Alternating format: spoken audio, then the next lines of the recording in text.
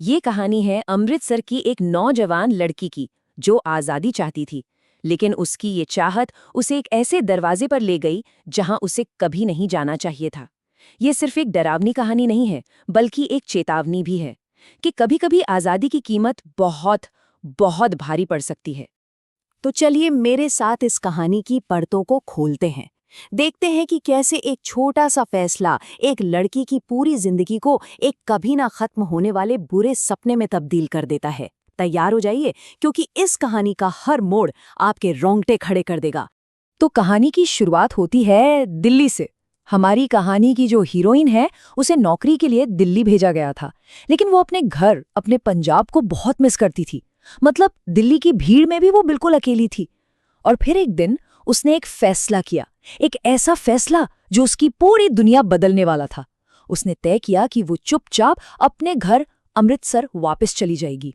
अमृतसर पहुंचकर उसने अपनी एक दोस्त के साथ मिलकर एक इंडिपेंडेंट घर किराए पर ले लिया। लेकिन इस घर में कुछ तो अजीब था। पहली बात, घर का मालिक ऑस्ट्रेलिया में रहता था, क्योंकि उसकी पत्नी की मौत इसी घर में हुई थी।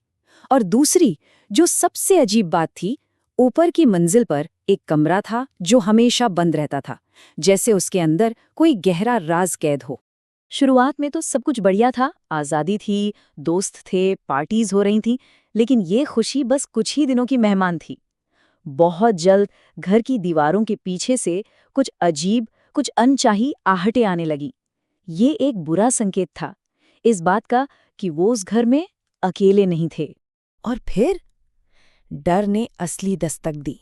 सोचिए, पहले ही दिन उसकी दोस्त इतना डर गई कि वो घर छोड़कर ही भाग गई। तीसरे दिन उस बंद कमरे के अंदर से किसी ने दरवाजा खटखटाया। और 5वें दिन तक, जब वो अकेली थी, उसे अपने गरम नूडल्स के धुले में भयानक चेहरे दिखने लगे। अब वो उस घर में पूरी तरह अकेली थी, या शायद नहीं। जब वो इस डर और अकेलेपन से लड़ ही रही थी, तभी उसके ऑफिस की एक लड़की, जो थोड़ी अजीब थी, उससे कोई ज्यादा बात नहीं करता था, वो उसके साथ रहने आ गई। और जैसे ही वो आई, घर में जो डरावनी घटनाएं हो रही थी, वो और भी ज्यादा भयानक हो गई। और फिर उन्होंने वो सबसे बड़ी गलती कर दी जो उन्हें कभी नहीं करनी चाहिए थी। उस नई रूममेट के दोस्तों ने उस बंद कमरे का ताला तोड़ दिया।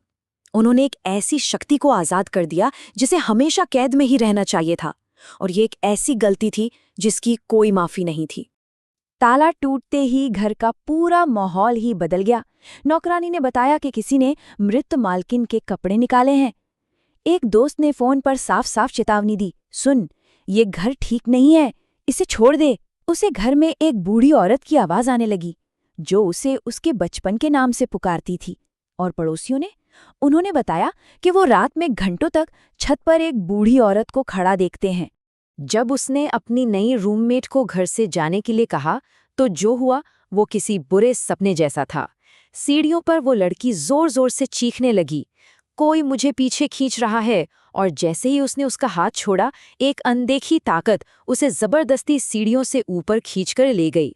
और सबसे डरावनी बात, अगली सुबह उस लड़की को कुछ भी याद नहीं था। पिछली रात क्या हुआ, कैसे हुआ, उसे एक भी बात याद नहीं थी, जैसे किसी ने उसकी याददाश्त ही मिटा दी हो। ये एक साफ संकेत था कि उस पर किसी और का कब्जा था। रूममेट तो चली गई, लेकिन अब वो आत्मा अकेली नहीं थी। उसका नया निशाना हमारी नायिका थी। अब खेल सिर्फ डराने धमकाने का नहीं था, नहीं, अब ये एक सीधा हमला था। जैसे ही उसने अपनी रूममेट के जाने के बाद दरवाजा बंद किया, एक जोरदार थप्पड़ उसके चेहरे पर आकर पड़ा, एक ऐसे हाथ से जो वहां था ही नहीं। अब वो घर में अकेली थी और वो आत्मा अब पूरी तरह आजाद थी। इसके बाद जो हुआ वो और भी भयानक था। वो धीरे धीरे खुद को खो रही थी। वो टूटे हुए कांच पर नाचती थी। सुबह उठती तो उसके शरीर पर चोट के निशान होते थे, पर उसे याद नहीं होता था कि ये कैसे लगे। उसने अपने ही हाथों से अपने लंबे बाल काट दिए और उसे उस घर से एक अजीब सा लगाव होने लगा, जैसे वो घर उसी का हो। और फिर एक दिन उसने फैसला कर लिया, बस बहुत हुआ, वो अब और नहीं सहेगी। उसने ठान लिया कि वो उस अनदेखी ताकत का सामना करेगी जो उसकी जिंदगी को जहन्नुम बना रही थी। उस रात उसने अपने दोस्त को फोन किया और सिर्फ एक बात कही, आज या तो मैं रहूंगी या ये। अब पीछे हटने का कोई रास्ता नहीं था। ये एक तरह से आर पार की लड़ाई का ऐलान था। उसे लगा जैसे कोई सीढ़ियों से ऊपर गया है। वो उस आवाज के पीछे पीछे चल दी। छत का दरवाजा थोड़ा सा खुला था। उसने एक गहरी सांस ली और हिम्मत करके दरवाजे को पूरा खोल दिया। और वहां ठीक उसके सामने एक 7 फुट लंबी भयानक सी आकृति खड़ी थी। वही बूढ़ी औरत, लेकिन इस बार वो उसके बिल्कुल सामने थी। और फिर उसे बस इतना याद है कि जैसे किसी ने उसके सीने से उसका दिल खींच लिया हो। जब उसकी आंखें खुली तो वो अस्पताल में थी। उसके दोस्त को वो सीढ़ियों पर बेहोश मिली थी। लड़ाई शायद खत्म हो गई थी, लेकिन कहानी अभी बाकी थी। बाद में उसे पता चला कि जिसे पड़ोसी छत पर देखते थे वो कोई और नहीं बल्कि वो खुद थी, उस बूढ़ी औरत के कपड़ों में। महीनों तक उसका इलाज चला ताकि वो उस चीज से छुटकारा पा सके। घर के मालिक को सब बताया गया, लेकिन उसने कोई ध्यान नहीं दिया और वो घर उसे कभी भी साफ नहीं किया गया। और ये बात हमें एक बहुत ही डरावने सवाल के साथ छोड़ जाती है।